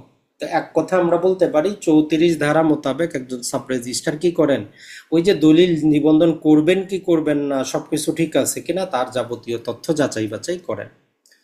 এরপরে ওই যে আমরা পড়লাম 4 মাসের মধ্যে যদি একাধিক সম্পাদনকারী থাকে 4 মাসের মধ্যে আসে সম্পাদন করতে পারবে। তো এরকম ব্যক্তিরা যদি 4 মাসের মধ্যে না আসে, যদি 4 মাসের পরে আসে, তাইলে একে তো 25 ধারার অধীনে 10 গুণ জরিমানার আদেশের নিবন্ধনের জন্য আসলো, এখন আসার পরেও দেখা গেল যে একজন ওই 4 মাসের মধ্যে আসলো না, তাইলে এই সাব রেজিস্ট্রার আরো 10 গুণ বাড়ায় দিতে পারে, রেজিস্ট্রেশন খরচটা বাড়ায় দিয়ে তারপরে নিবন্ধনের আদেশটা দিতে পারে। এরপরে যদি আমরা দেখি যে সম্পাদন সঠিক আছে, মানে সাব রেজিস্ট্রার দেখবেন যে দলিলটাকে দাতা স্বাক্ষর করছে, গ্রহীতা স্বাক্ষর করছে, তাদের এনআইডি যাচাই করবেন, সব পরিচয়পত্র ঠিক আছে, আর এই ব্যক্তির দলিলটা উপস্থাপন করার ক্ষমতা আছে, এই সমস্ত কিছু 34 ধারা উনি যাচাই বাছাই করবেন। এখন আসি 35-এর মধ্যে, যেমন বাস্তবে দেখবেন যে আপনি যখন জমি বিক্রি করেন সাব রেজিস্ট্রার আপনাকে জিজ্ঞাসা করে আপনি কতটুকু বিক্রি করতেছেন, কেন বিক্রি করতেছেন কিনা, তার মানে বাস্তবে 35 ধারার অধীনে আপনারে এই অধিকারটা পায় আপনারা জিজ্ঞেস করার। এখন আপনি যদি স্বীকার করেন, সম্পাদন করেন, তাইলে পরবর্তী ধাপে চলে যাবে 58 থেকে 61 পরবর্তী কার্যক্রম হবে। আর সাব রেজিস্ট্রারে যদি কোনো ডাউট হয় তাহলে উনি কি করতে পারবেন, যে কোনো সাক্ষী যারা আছে আর আনুষঙ্গিক ব্যক্তি আছে এদেরকে ডেকে জিজ্ঞাসাবাদ করতে পারবেন যে আসলে এই ব্যক্তি সেই ব্যক্তি কিনা, জমি ঠিক আছে কিনা, অন্য কিছু নাই কিনা, এইরকম জিজ্ঞাসাবাদ করার ক্ষমতা 35-এ তাকে দেওয়া আছে। আবার চাইলে উনি দলিল অস্বীকার করতে পারেন, আমরা যে বললাম অস্বীকারকৃত 2 নম্বর বালামে লেখা হয়, কেন তাইলে অস্বীকার করবেন। এখন ধরেন বাস্তবে মাঝে মধ্যে দেখবেন যে টাকা পয়সার নানা প্রকার গন্ডগোলের কারণে সম্পাদন তো করে কিন্তু সাব রেজিস্ট্রারের সামনে গিয়ে বলে যে স্যার আমারে জোর করে স্বাক্ষর করে বলতেছে আমি রাজি না জমি বিক্রি করতে। বাটোয়ারা মামলার ক্ষেত্রে দেখবেন যে কোনো বোনকে নানা প্রকার ভয়ভীতি দেখায় কিন্তু সাব রেজিস্ট্রেশন অফিসে যায় বোন বলে যে না আমি এটাতে রাজি না। তার মানে যদি সম্পাদন অস্বীকার করে তাইলে উনি অস্বীকার করবেন যে আমি নিবন্ধন করব না। এরপরে হচ্ছে যে ওনার কাছে মনে হচ্ছে যে সম্পাদনটা করছে এই ব্যক্তি পাগল, এই ব্যক্তি অসুস্থ, এই ব্যক্তি বুঝে না, অক্ষম, মানে দলিল চুক্তি সম্পাদনের যোগ্য না, যদি তার কাছে এরকম ডাউট হয়। আর একটা হচ্ছে যে সম্পাদনকারী যদি মারা যায়, মৃত, মানে যিনি দলিলে স্বাক্ষর করছেন উনি মারা গেছেন, হয়তো তার উত্তরাধিকারীরা আসছে যে হ্যাঁ আমার বাবা স্বাক্ষর করছিল, এইরকম যদি হয় উনি সরাসরি প্রথমে অস্বীকার করবেন। তাহলে একটা দলিল অস্বীকার করার আমরা 3টা কারণ পাইলাম। যিনি বিক্রি করতেছেন উনি সাব রেজিস্ট্রারের কাছে গিয়ে ঘুরে গেছেন, বিক্রি করবেন না, অথবা যিনি বিক্রি করবেন সাব রেজিস্ট্রার তাকে দেখে মনে হচ্ছে যে এই চুক্তি সম্পাদনের যোগ্য না, মানে পাগল, নাবালক, অক্ষম এইরকম, অথবা সম্পাদনকারী মারা গেছে, যিনি বিক্রি করবেন উনি মারা গেছে, তো এখন হবেটা কি। তো এইটার ক্ষেত্রে আমরা একটু পরে প্রতিকার পাবো যে সম্পাদন অস্বীকার করলে কি করতে হয়, এটার ক্ষেত্রে আমরা আপিল করার সুযোগ পাবো, একটা আমাদের আপিলের ব্যবস্থা আছে। এখন আমরা সেই আপিলটা যদি আগে দেখার চেষ্টা করি তাহলে আমাদের জন্য ভালো হয়, যে অস্বীকার তো করলো, এখন 71 থেকে 77 ধারা আমাদেরকে বলে আপিল আপনি কিভাবে করবেন। তো 71 ধারা বলতেছে এই যে সাব রেজিস্ট্রার যে অস্বীকারটা করলো, অস্বীকারের যে কারণটা সে 2 নম্বর বইয়ের মধ্যে লিখবে যে কেন সে অস্বীকার করলো, লিখে যদি পক্ষ চায় তাকে 1 কপি সার্টিফাইড কপি দিবে যে এই কারণে আমি অস্বীকার করছি, লিখিত দিয়ে সাব রেজিস্ট্রার স্বাক্ষর করবে, দলিলটা আটক করে রাখবে। এরপরে 72 ধারা বলতেছে যে যখনই অস্বীকার করলো, যদি অস্বীকারটা সম্পাদন অস্বীকার ছাড়া অন্য বিষয়ে হয়, মানে বিক্রেতা বিক্রি করবে না এই গ্রাউন্ড না অন্য গ্রাউন্ডে হয়, তাহলে 30 দিনের মধ্যে আপনি জেলা রেজিস্ট্রারের কাছে আবেদন করবেন, জেলা রেজিস্ট্রার যাচাই বাছাই করবে, যদি আপনার পক্ষে রায় আসে তাইলে উনি 30 দিনের মধ্যে এটা নিবন্ধন করার জন্য আবেদন দিবেন, ওই সাব রেজিস্ট্রার নিবন্ধন করতে তখন বাধ্য। আর যদি ব্যাপারটা হয় যে যিনি বিক্রি করবেন, বিক্রেতা বলতেছে যে আমি কি করব না, বিক্রি করব না, এখন উনি যদি অস্বীকার করেন তাহলে 30 দিনের মধ্যে আপনি আপিল করবেন।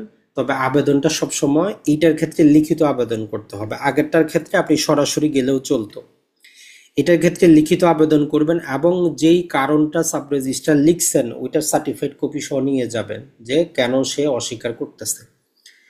এরপরে 74 ধারা বলতেছে যে জেলা রেজিস্ট্রারের দায়িত্ব হচ্ছে উনি তখন দেখবেন যে আসলে আইনগতভাবে সম্পাদনটা ঠিক আছে কিনা, মানে দুইজন সাক্ষী ছিল কিনা, তার স্বাক্ষরটা ঠিক আছে কিনা, আমাদের আইনে আরো যত প্রকার কন্ডিশন আছে কন্ডিশনগুলো ফুলফিল করছে কিনা, এইটা আগে উনি যাচাই বাছাই করবেন। যাচাই বাছাই করার পরে যদি ওনার মনে হয় যে না সাক্ষীদেরকে ডাকা দরকার, তাদের সাক্ষ্য গ্রহণ করা দরকার, কোনো একাধিক ব্যক্তিরও সাক্ষ্য গ্রহণ করা দরকার যে কেন তাইলে উনি স্বাক্ষর করছিলেন, আজকে কেন অস্বীকার করতেছেন, ঘটনাটা কি, মানে মূল ঘটনা বোঝার জন্য উনি একটা শুনানি দিতে পারবেন। তো আগেরটাতে অত কিছু ছিল না, এটাতে হচ্ছে বাস্তব আদালতের মতো ওইখানে একটা শুনানি হবে যে কেন উনি অস্বীকার করতেছেন, স্বাক্ষর তো তার।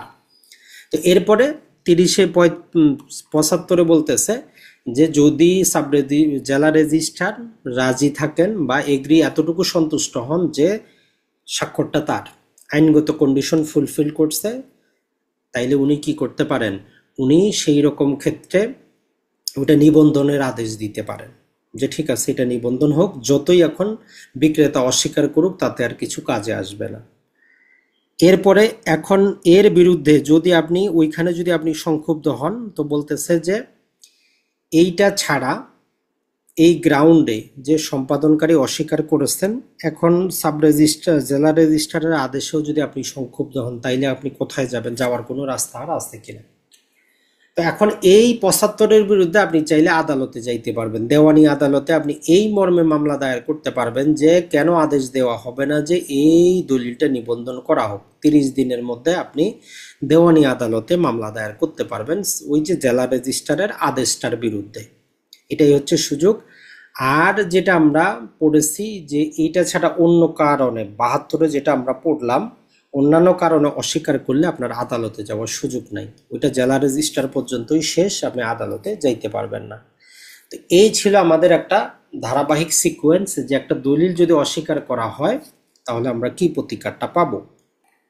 এখন আসি এর মাঝখানে, পরবর্তীতে আমাদের আর একটু যেটা আছে সেটা হচ্ছে যে পার্ট নাম্বার 7 36-39 এখানে বলে যে ওই যারা দলিল সম্পাদন করে, যারা দলিলের সাক্ষী হিসাবে থাকে, যদি সাব রেজিস্ট্রারের প্রয়োজন পড়ে, অনেক ক্ষেত্রে সাক্ষীদেরকে আদালতে থাকার যে সাব রেজিস্ট্রেশন অফিসে উপস্থিত থাকার কিন্তু কোনো বাধ্যবাধকতা নাই, কিন্তু এখন সাব রেজিস্ট্রারের দরকার, তাইলে উনি তাদেরকে সমন পাঠাইতে পারবেন যে আপনি আসেন, উপস্থিত হন।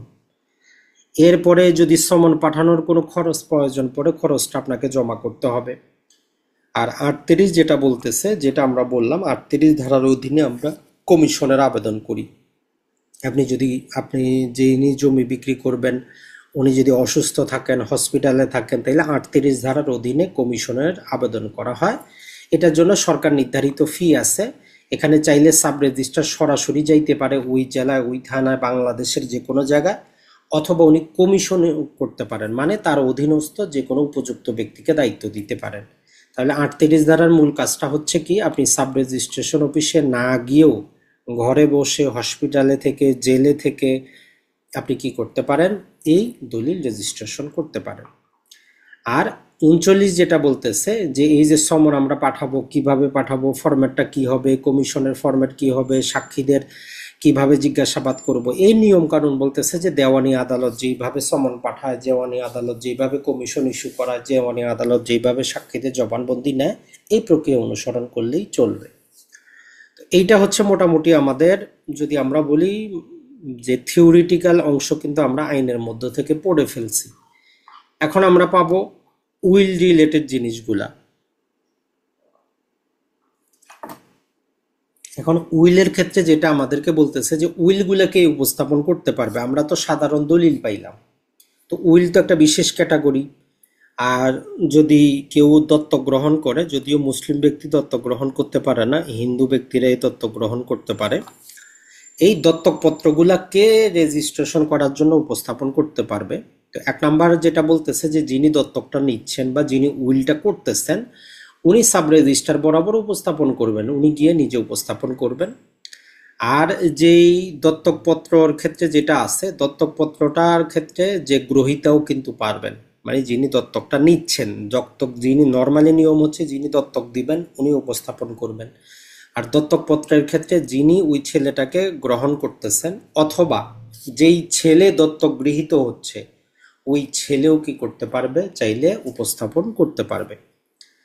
আর 41 আমাদেরকে বলতেছে যে দাতা হলে অন্য দলিলের মতোই। মূল কথাটা হচ্ছে এখানে যদি যাচাই বাছাইটা আমরা কিভাবে করব, তো বলতেছে যদি এক্সিকিউটর নিজেই আসে তাইলে আমরা অন্য দলিলে যে নিয়ম কানুন দেখলাম সে কেমন, সুস্থ আছে কিনা, চুক্তি সম্পাদনের যোগ্য কিনা, এই রকম নিয়ম কানুনগুলো দেখবে। আর দাতা ছাড়া মানে যিনি দত্তক নিচ্ছেন উনি ছাড়া অথবা যিনি উইল করতেছেন উনি ছাড়া যদি অন্য কোনো ব্যক্তি দলিলটা নিয়ে আসে উপস্থাপন করার জন্য, তাহলে আমরা কি করব, যে ক্ষেত্রে তার মৃত্যু হয়ে গেছে ভিন্ন ব্যক্তি আসছে, তাহলে আমরা কি করব যে ওই ব্যক্তি আসার উপযুক্ত কিনা, আইনগতভাবে উনি ক্ষমতাপ্রাপ্ত কিনা, এই নিয়মগুলো দেখা হবে। তাহলে এইটা হচ্ছে আমাদের উইল বা দত্তক পত্রর ক্ষেত্রে কে উপস্থাপন করতে পারবে তার নিয়ম কানুন। এখন ধরেন যে এই খামযুক্ত উইল যেগুলো আমরা পড়লাম এই রিলেটেড আমাদের একটা নানা প্রকার কল্পনা থাকে যে কিভাবে খামযুক্ত উইলগুলাও আমরা উইল করতে পারি। একদম সংক্ষেপে যদি বলি 42 বলে যে খামযুক্ত উইল আপনি জমা করতে পারবেন, কোনো সমস্যা নাই। তবে নিয়মটা হচ্ছে কি, আপনি উইল করতেছেন, ভিতরে কি আছে তো আমি জানি না, খামকিত থাকবে, উপরে আপনার নাম লিখবেন আর সাইটে লিখবেন আপনি মারা গেলে কোন ব্যক্তি ওই উইলটা কালেক্ট করতে পারবে। মানে সহজ কথা হচ্ছে ব্যাংকিং নমিনি, আপনি কাকে নমিনি করতেছেন, আইনের ভাষায় বলি যে আমরা এক্সিকিউটর কাকে আপনি নিয়োগ করতেছেন সেটা আপনি উপরে লিখবেন। আর এইখানে আপনি যাবতীয় কিছু লিখে এইটা আপনি জমা করবেন 42 ধারা। আর 43 বলতেছে আপনি জমা করার পর 5 নম্বর বইয়ে তারা সিরিয়াল হিসাবে লিখে রাখবে। আর 44 বলতেছে যে আপনার যদি মন চায় আপনি যে কোনো সময় ওই উইলটা ফেরত নিতে পারবেন। আর 45 আপনাকে বলতেছে যে যদি উইলকারী মারা গেলে, এখন উইলকারী মারা গেল তারপরে কি হবে। তো নর্মালি যে জিনিসটা বলতেছে যে উইলকারী যদি মারা যায় তখন যারা দাবি করা তারা তো যাবে যে আমরা উইলটা দেখতে চাই বা আমরা নিব, উনি মারা গেছেন। তো সেখানে ওই উইলটা খুলে বই নাম্বার 3-এ তারা লিখে রাখবেন। নর্মালি যেখানে আমরা ওপেন উইলগুলো লিখি ওর কন্টেন্টটা ওইখানে লিখে তারপরে মূল উইলটা এদেরকে দিয়ে দিবেন এবং এই যে নমিনি বরাবর প্রদান করবেন। তাইলে খামযুক্ত উইল করলেও এটা যখন আপনি মারা যাবেন আপনি যাকে নিয়োগ করছেন উনি সরাসরি আনতে পারবে না, ওটা 3 নম্বর বই আগে লিখা হবে, লিখার পরে আপনার কপিটা আপনাকে দিয়ে দেওয়া হবে। আর 46-এ বলতেছে যে এই নিয়ম কানুন আমরা যাই কিছু পড়তেছি এগুলা কোনো কিছু উত্তরাধিকার আইন 1925 বা আদালতের কোনো ক্ষমতাকে প্রভাবিত করবে না। মানে কোনো আদালত যদি আদেশ দেয় যে না আপনি উইলটা খুলতে পারবেন না, যেভাবে আছে এভাবে নিয়ে আসেন, তাহলে ওই নিয়মটা অনুসরণ করতে হবে। এটা একটা স্বাভাবিক নিয়মের কথা আমরা বললাম। এখন 46-এর বলতেছে যে উইলগুলা কখন আমরা নষ্ট করব। তো বলতেছে যে এখানে নর্মাল একটা আপনি যদি খামযুক্ত উইল করেন তাহলে প্রতি 3 বছর জুলাই মাসের প্রথম দিন মানে অর্থ বছর যখন শুরু হবে তখন আপনার যে ঠিকানা দেওয়া আছে ওই ঠিকানায় তারা একটা চিঠি পাঠাবে যে আপনার বর্তমান ঠিকানা দেন, মানে আপনি আসলে কি ওই ঠিকানায় আছেন কিনা। তাহলে প্রতি 3 বছরে একবার করে আপনার ঠিকানায় নোটিশ আসবে, আপনি তখন তার উত্তর দিবেন, তারা নতুন ঠিকানা এন্ট্রি করে রাখবে। আর যদি এরকম কোনো আপনি নোটিশ তারা পাঠাচ্ছে আপনি কোনো উত্তর দিচ্ছেন না বা কোনোভাবে জানা গেল যে মারা গেছে সে, কোনোভাবে ওই কর্মকর্তারা কনফার্ম হইল যে উইলকারী মারা গেছে, তাহলে একজন সহকারী জজ পদমর্যাদার জজের সামনে ওই উইলটা খুলবেন এবং ওইখানে যারা দাবিদার আছেন এদের বরাবর একটা নোটিশ পাঠাবেন, আসলে তো ভালো, না আসলে 6 মাস পরে মূল উইলটা ধ্বংস করে ফেলবেন। এইটাই হচ্ছে নিয়ম। তো এইটা ছিল আমাদের উইল রিলেটেড, খামযুক্ত উইল রিলেটেড স্পেশাল নিয়ম। নর্মালি আপনি যদি করতে চান আপনি করতে পারেন। এখন আসি গুরুত্বপূর্ণ যেটা আমাদের কাজে আসবে, পার্ট নাম্বার 10, একটা দলিল নিবন্ধন করলে কি হয় আর না নিবন্ধন করলে কি হয়, মানে ফলাফল রেজিস্ট্রেশন করলে কি না করলে কি। প্রথমেই 47 ধারা, এটা দ্বারা আমাদের অনেক ঝামেলা কিন্তু ক্লিয়ার হবে। বলতেছে যে একটা দলিল সম্পাদনের দিন থেকে কার্যকর হয়, রেজিস্ট্রেশনের দিন থেকে না। আমি 3 মাস আগে সম্পাদন করছি, 3 মাসের যে কোনো দিন আমি রেজিস্ট্রেশন করতে পারি। তো এই জন্য বলতেছে দলিলের কার্যকারিতা শুরু হয় সম্পাদনের দিন থেকে। 48 বলতেছে যে একটা যে নিবন্ধিত যে দলিল সেইটা সর্ব অবস্থায় যে কোনো মৌখিক চুক্তির উপরে প্রাধান্য পাবে। আপনি আমার সাথে দলিলে সম্পত্তি দিয়ে দিয়েছেন, মৌখিকভাবে আরেকজনের কাছ থেকে টাকা নিছেন। এখন আইনের নিয়মে হইল যার দলিল নিবন্ধিত হয়ে গেছে তার ক্ষমতাটা বেশি, মৌখিক চুক্তি প্রাধান্য পাবে না। এরপরে 49 যেটা বলতেছে যে বাধ্যতামূলক নিবন্ধনযোগ্য দলিল, যেই দলিলগুলো আমরা পড়ে আসলাম যে নিবন্ধন করতেই হবে, এগুলা যদি আমরা নিবন্ধন না করি তাইলে আমাদের বরাবর কোনো মালিকানা আসবে না, আর যিনি বিক্রি করলেন তার মালিকানাও ক্ষতিগ্রস্ত হবে না। তাহলে যেগুলা নিবন্ধন করতে হবে, নিবন্ধন না করলে আপনি জমির মালিক হবেন না। আর 50 বলতেছে যে এখন দুইটাই দলিল, দুইটাই লিখিত, কিন্তু একটা নিবন্ধিত একটা অনিবন্ধিত। তো নিবন্ধিত দলিল এবং শুধু সম্পাদিত দলিলের মধ্যে সর্ব অবস্থায় নিবন্ধিত দলিল প্রাধান্য পাবে। তাহলে এই 4টা সেকশন কিন্তু আমাদের অনেক ঝামেলা কিন্তু ক্লিয়ার করে দেয়। একটা দলিল সম্পাদনের দিন থেকে কার্যকর হয়, লিখিত দলিল সর্ব অবস্থায় মৌখিক চুক্তির বিপরীতে প্রাধান্য পাবে, যে দলিলগুলো বাধ্যতামূলক নিবন্ধন করা প্রয়োজন, নিবন্ধন না করলে মালিকানা আসবে না, আর নিবন্ধিত এবং অনিবন্ধিত যদি দলিল থাকে নিবন্ধিত দলিলটাই প্রাধান্য পাবে। তাহলে এই 4টা সেকশন কিন্তু আমাদের কাজের জিনিস। এখন আসি আমরা পার্ট নাম্বার 11, 51 থেকে 69। এইখানে হচ্ছে বাস্তবে একজন সাব রেজিস্ট্রি অফিসে কিভাবে কাজ করে তার নিয়ম কানুন। এটা অলরেডি আমরা পড়ে এসেছি। 51 বলতেছে যে ওই যে আমরা বললাম বালাম বই থাকবে 5টা, ভিডিওর প্রথমে পড়াইলাম, 1 নাম্বার 2 নাম্বার 3 নাম্বার 4 নাম্বার, এই 5টা বই থাকবে। 51 বলতেছে, 52 বলতেছে যে আপনার কাছ থেকে নিবন্ধন করার জন্য যদি নেয় আপনাকে একটা রসিদ দিবে, যেটাকে আমরা বলি যে 52 ধারা রসিদ, যেটা দ্বারা আপনি পরবর্তীতে মূল দলিলটা ফেরত পান। এই 52 ধারার কারণে নামটাই হয়েছে 52 ধারার রসিদ। এর পরবর্তীতে 52 আমরা পাওয়ার অফ অ্যাটর্নি ক্লাসে পড়েছি যে একটা দলিল যখন আমরা নিবন্ধন করার জন্য দিব, 52 ক ধারা সাব রেজিস্ট্রারকে বলতেছে যদি উনি উত্তরাধিকার ছাড়া অন্য কোনো সূত্রে মালিক হয় তাহলে নিজ নামে খতিয়ান, উত্তরাধিকারী হইলে উত্তরাধিকারের নামে খতিয়ান, কোন প্রকারের জমি, জমির দাম কত, জমির নকশা, 25 বছরের মালিকানা, সাথে 300 টাকার স্টাম্পে সম্পাদিত একটা হলফনামা অবশ্যই থাকতে হবে, না হলে ওই দলিলটা উনি অস্বীকার করবেন। তাহলে এটা আমরা অবশ্যই মুখস্থ রাখবো যে খতিয়ান লাগবে, জমির প্রকৃতি লিখতে হবে, দাম কত, ম্যাপ এবং 25 বছরের মালিকানা, আর হচ্ছে হলফনামা। এরপরে 53-তে আমরা কি হবো যে ধারাবাহিক নাম্বার থাকবে, মানে ওই যে আমাদের দলিল নাম্বার চলে আসে প্রতিটা দলিলের মধ্যে, এই কনজিকিউটিভ নাম্বার থাকবে। জানুয়ারি মাস থেকে শুরু হবে, ডিসেম্বরে শেষ হবে। তো দলিল নাম্বার যেগুলো আছে সবগুলা বছর হিসাবে। তো এই জন্য যখনই আপনি দলিল থেকে কোনো দলিল নাম্বার বের করবেন, কত সালের দলিল ওইটাও কিন্তু বের করবেন, না হলে কিন্তু ওই নাম্বারের কোনো দাম থাকবে না। এরপরে 54 আর 55 যদি আমরা বলি, ওই যে আমরা বললাম প্রতিটা দলিলের কি থাকবে, সূচি বই তৈরি করবে। 1 নাম্বার বালামের 2টা সূচি থাকবে, একটা থাকবে দাতা গ্রহীতার নাম দিয়ে, একটা থাকবে দাগ নাম্বার দিয়ে। আর যেটা আমাদের 3 নাম্বার উইল, তারও একটা সূচি বই তৈরি করা হবে, বিবিদেরও একটা সূচি বই তৈরি করা হবে। তো এরকম 4টা ইন্ডেক্স বা সূচি বই থাকবে। এই 57 ধারার ক্ষমতা বলে আমরা 1 নাম্বার বালাম কি করতে পারি, পরিদর্শন করতে পারি এবং তার জাবেদা নকল নিতে পারি। তো এই জন্য আমার দলিলের যে সার্টিফিকেট কপি আপনি পান, 57 ধারা ওই ক্ষমতা দিছে যে যেই কোনো 1 নাম্বার বইভুক্ত দলিল যে কোনো ব্যক্তি পরিদর্শন করতে পারে, সরকার নির্ধারিত ফি দিয়ে তার জাবেদা নকল সংগ্রহ করতে পারে, মানে সার্টিফিকেট কপি সংগ্রহ করতে পারে। 58 থেকে 61, এইখানে সাব রেজিস্ট্রারের নিজের উপর কিছু দায়িত্ব দিয়ে দিচ্ছে আইন, যে যদি মৌজা রেট, যেটা আমরা জানি যে প্রতিটা সম্পত্তির একটা সরকারি বাজার ভ্যালু আছে, ওই ভ্যালুর কমে জমি রেজিস্ট্রেশন করা যায় না। তো এই জন্য 63 দিয়ে বলতেছে যে বাজার মূল্য কম আছে কিনা এটা সাব রেজিস্ট্রার দেখবেন। যদি কম দামে উনি রেজিস্ট্রেশন করেন, ওই দামটা উনার নিজের প্যাকেট থেকে দিবেন। তবে পৃথক একটা স্টাম্প প্যাক থাকার কারণে স্টাম্প শুল্ক যেহেতু কম হয়, তো ওই জন্য যে কোনো সময় আপনার বিরুদ্ধে কি করতে পারে, ওই যে ডিসি অফিস থেকে নোটিশ আসে যে আপনি কি করছেন, বাজার মূল্যের চাইতে কম দামে জমি রেজিস্ট্রেশন করছেন। ওইখানে উনি নিবন্ধন খরচটা দাবি করেন না, স্টাম্প শুল্কটা দাবি করেন। আর নিবন্ধন খরচ ওই সাব রেজিস্ট্রার যদি অডিটে আসে, সাব রেজিস্ট্রার নিজে প্যাকেট থেকে দিতে হবে, কিছু করার নাই। তো এটা হচ্ছে 63 এরপরে 64, 65, 66 এইগুলা বলে যে ভিন্ন এলাকার জমিগুলা কিভাবে রেজিস্ট্রেশন করব।